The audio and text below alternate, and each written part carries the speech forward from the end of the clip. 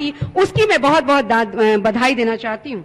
मैं बधाई देना चाहती हूँ, मैं बहुत बहुत धन्यवाद देना चाहूंगी मुख्य सचेतक ललित यादव जी का, जिन्होंने मुझे अवसर दिया। ग्रामीण विकास विभाग की चर्चा हुई है और भारत गांव में बसता है, और जिस तरह से गांव की बात हुई है और रोजगार की बात है, स्वच्छ की बात है, जो ग्रामीण विकास विभाग का थीम है कि हम चाहते हैं कि गांव के निवासी जो हैं उन्हें रोजगार मिले, उन्हें शुद्ध पेयजल मिले, शुद्ध वातावरण मिले। लेकिन वर्तमान परिप्रेक्ष्य में अगर आप अवलोकन करेंगे महोदय, तो मैं इतना बात जरूर कहना चाहती हूं, चाहे वो जल जीवन हरियाली हो, चाहे वो आप देख रहे हो शौचालय की बात कर रहे हो, चाहे मनरेगा का काम देख रहे होंगे। मनरेगा में जिस तरह से मजदूरों की बात हो रही है, मैं समझती हूँ कि एक साल में 6 महीने भी उनको रोजगार नहीं मिल पाता है, और जब मजदूर अपना मजदूरी का कार्ड बनवाने जाता है तो उसे भी पहले उससे पैसा मांगा जाता है। ये है बिहार की स्थिति, और अभी भी कैमूर में जनवरी से उन मजदूरों को पैसा नहीं मिला है। जो शौचालय की बात करेंगे, शौचालय में मेरे पास साक्ष्य है कि कई ऐसी महिलाओं ने शुद्ध पर पैसा लेकर उनको दिया है, और आज तक उन्हें पैसा नहीं मिला है। अगर 12,000 रुपए की बात है तो आज तक में अगर 2,000 रुपया उनका फिक्स है। ये भ्रष्टाचार की पराकाष्ठा है बिहार में। ये प्रधानमंत्री आवास योजना में अगर आप देखेंगे तो या तो पहले पैसा दीजिए तब आपको उसमें नाम आता है कि आपको वो घर मिलेगा। और जिस तरह से पंचायत में पंचायत समिति और मुखिया और पंचायत में जितनी सरकारी तंत्र काम करते हैं वो जनता से नहीं, अब वो मुखिया के जो इर्द गिर्द ही बच जाते हैं, और उन्हीं की साठगांठ से पंचायत में कोई भी विकास का काम नहीं होता। टोला में टोला सेवकों की मैं बात करना चाहूंगी। मनरेगा के तहत जिस दलित समुदाय में सड़कों की प्राथमिकता दी जाती है, वहां देखिएगा कि टोला में हम 15 अगस्त और 26 जनवरी को झंडोत्तोलन को हम कहते हैं कि नहीं हमें जरूरी है कि हम वहां झंडोत्तोलन करके हम एक संदेश देना चाहते हैं कि भारत की आज स्वतंत्रता दिवस है, गणतंत्र दिवस है। लेकिन एक बात भी निगाह करना होगा महोदय कि वहां टोला सेवक शिक्षक के रूप में काम कर रहे शिक्षकगण जिन्होंने अपनी सेवा प्रदान की है उन्हें हटा दिया गया है, और वो आज बेबस हैं कि वो आज मैं मांग करना चाहती हूं कि आज वो भूखमरी के कगार पे हैं, और उन्होंने रोकर मुझसे ये बात कही है कि माननीय महोदय हम भूखमरी के कगार पे आ गए हैं। तो उन टोला सेवकों की तरफ भी सरकार का ध्यान देना चाहिए। प्रमुख राज्य की रोजगार की व्यवस्था देखें, मनरेगा जैसे महत्वपूर्ण विभाग वो 6 महीने का कार्य भी विफल रहता है। अगर श्रमिक कार्य करने के लिए लेबर, मैं शौचालय निर्माण की बात करने, ओडीएफ कराने के लिए सरकार प्रखंड के लोगों को शौचालय निर्माण का पैसा तो निर्गत करती है, परंतु 2,000 रुपये लिए बिना कोई काम नहीं होता है। महोदय यह भी संभव है, ग्रामीण आवास की सुविधा राज्य के ग्राम पंचायतों और प्रखंडों के लिए अपना निजी एटीएम बन गया है, क्योंकि इंदिरा आवास में जितनी भी राशि ग्रामीण गरीब जनता को स्वीकृत की जाती है उसका 20% लिए बिना किसी भी काम को नहीं किया जाता है।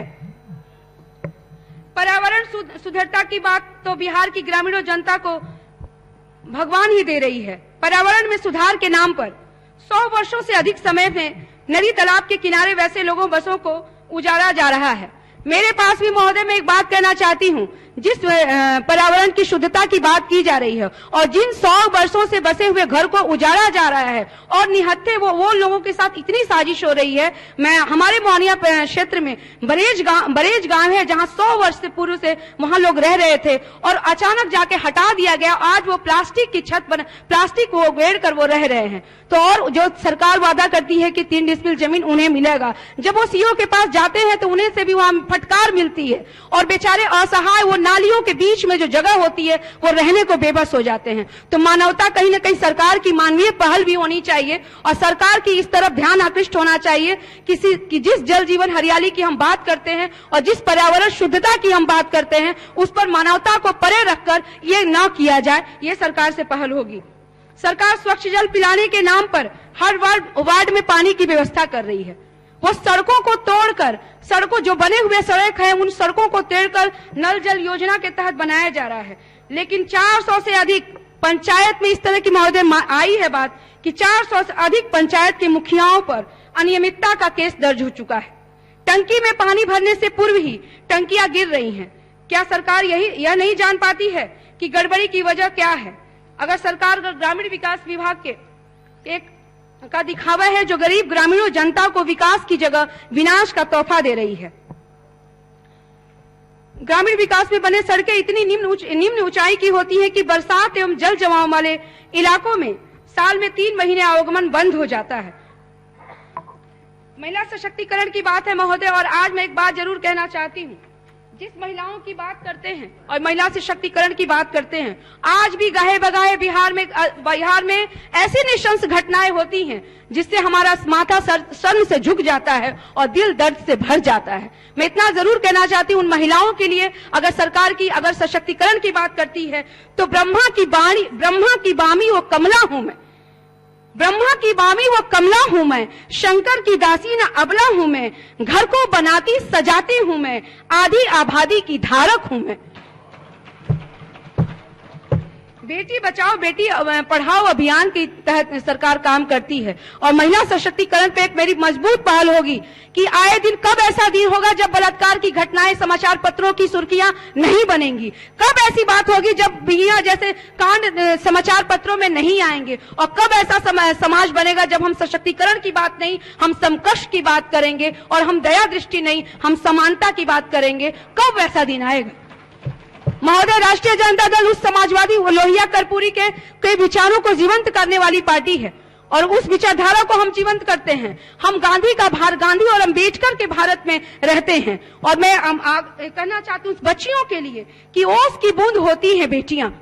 जो बच्चियों की हालात है, जो बेटी बचाओ बेटी पढ़ाओ सरकार का एक अभियान है, उसके तहत मैं कहना चाहती हूँ कि बच्चियों को क्यों ऐसी हो रही है, भ्रूण हत्याएं जैसी केस आ रही हैं, तो मैं कहूंगी ओस की बूंद होती है बेटियां। जरा सी बात हो तो रो देती हैं बेटियां, जरा सी बात हो तो रो देती हैं बेटियां, सबकी पुकार तो सुनी मेरी न सुनी, बोझ नहीं भविष्य हूं, बेटा नहीं पर बेटी हूं।